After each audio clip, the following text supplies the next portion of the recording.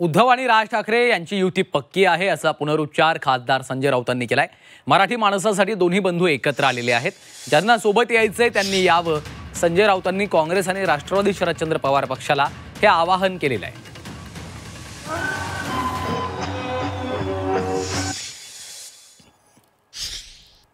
इथे महाविकास आघाडीचा प्रश्न येत नाही।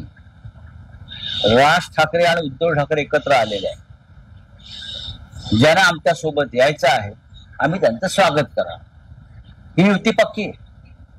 महाविकास आघाडी, मी वारंवार तुम्हाला हा प्रश्न सांगत असतो, उत्तर देतोय की महाविकास आघाडी ही विधानसभेसाठी, इंडिया ब्लॉक लोकसभेसाठी, स्थानिक स्वराज्य संस्थांसाठी अशा प्रकारची कोणती चर्चा कोणामध्ये झाली नाही। नक्कीच शिवसेना पक्षप्रमुख उद्धव ठाकरे आणि महाराष्ट्र नवनिर्माण सेनेचे प्रमुख राज ठाकरे हे दोघे या क्षणी एकत्र आहेत, मुंबई आणि मराठी माणूस वाचवण्यासाठी।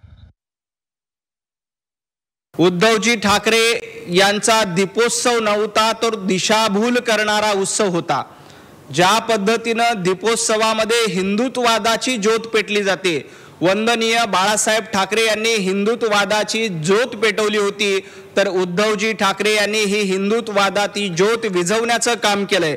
त्यामुळे हा दीपोत्सव नव्हता, तर दिशाभूल करणारा उत्सव होता, हे या निमित्ताने सिद्ध झालेलं आहे। दीप मंदिरामध्ये जळतात, परंतु उद्धवजी ठाकरे तुम्ही राजकारणाचा धूर करण्याचं काम केलेलं आहे। त्यामुळे दीपोत्सवाची भाषा संजय राऊत, उद्धवजी ठाकरे यांनी करू नये।